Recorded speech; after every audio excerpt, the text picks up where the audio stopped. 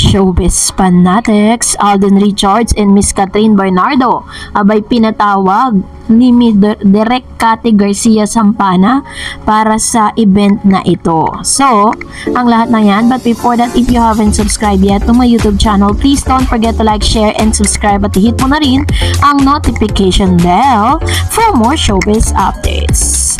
Bago tayo magpatuloy sa ating updates for today's video, nais ko po muna of course magpasalamat sa lahat ng mga legit viewers, subscribers at ang lahat ng mga legit na nagmamahal at sumusubaybay sa lahat ng ating mga updates. Maraming salamat po. So sa isang video at interview nga dito po, or yung tinatawag na timeline ng kanilang panibagong movie or part 2 ng Hello Love Goodbye na Hello Love Again, ay meron pong mga inilabas na announcement or meron pong mga directives itong si Direk Cathy Garcia Sampana. Alden Richards and Catherine Bernardo are set to fly to Canada this coming July for the much-awaited filming of Hello Love Again. Marami kasi nagsasabi, lalo na po sa Facebook page, na huli na daw tayo sa balita kasi si Catherine daw at si Alden Richards ay nag-uumpisa ng mag-taping. So, para lang po sa kaunawaan ng lahat, no, FYI, si Alden po ngayon ay nagkaroon po sila ng ganap na nagkaroon sila ng world tour, at si Miss Catherine Bernardo naman ay naghihintay na lang po siya na mag-July kasi ilang araw na rin, at sinigurado po ni Direk Cathy Garcia Sampana na bago po sila lumapag sa Canada ay meron po siyang ipinagawa muna dito kay Miss Catherine Bernardo and Alden Richards. During the Sparkle World Tour Media Conference last Thursday, June 27, Richard was asked about how much he was looking forward to working with Bernardo after 5 years. Sabi niya, of course, excited. He said about working with Kapamilya actress again, and they are set to fly to Canada next month.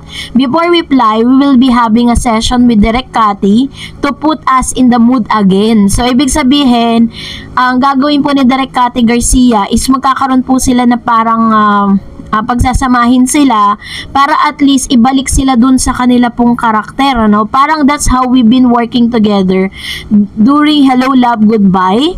Ganon kami piniprepare ni Direk Cathy, mayroon ganon, and we both very excited for this film, sabi po ng Kapuso actor.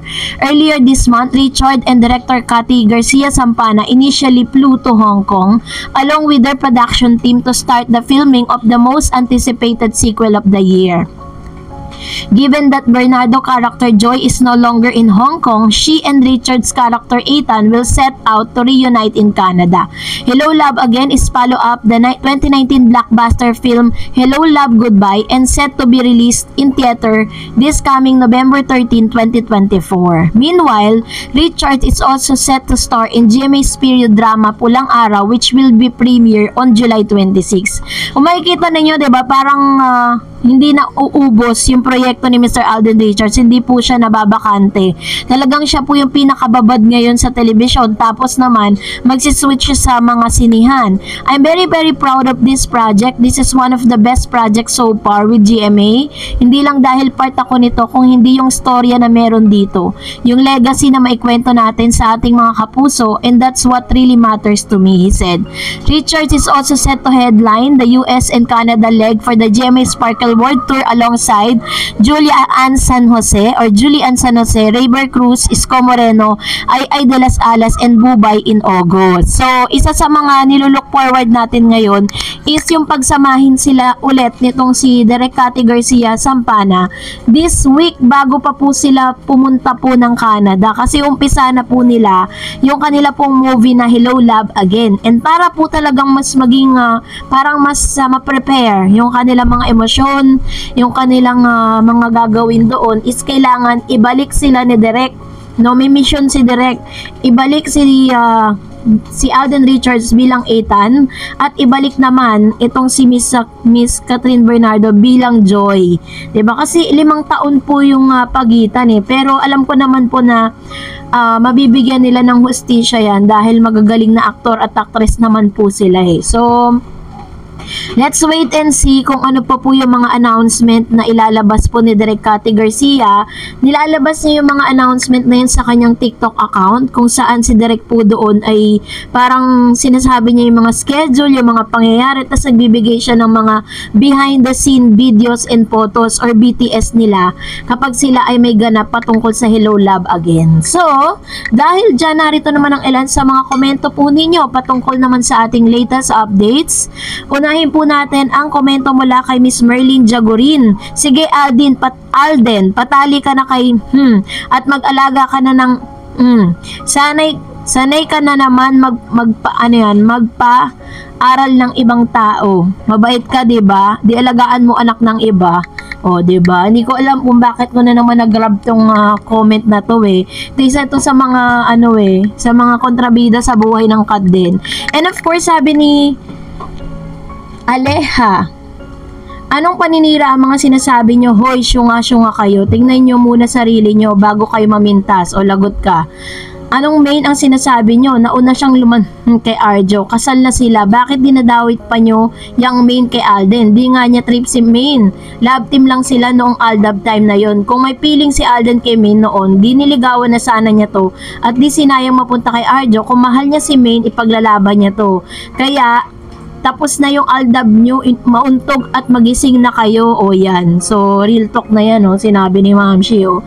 Talagang hanggang sa ngayon kasi, hindi pa rin talaga sila nakaka-move on. Ilang beses na nagpaliwanag si Maine. Nagbigay na siya ng kanyang statement patungkol sa bagay na yun. Pero hanggang sa ngayon, ay hindi pa rin sila naniniwala.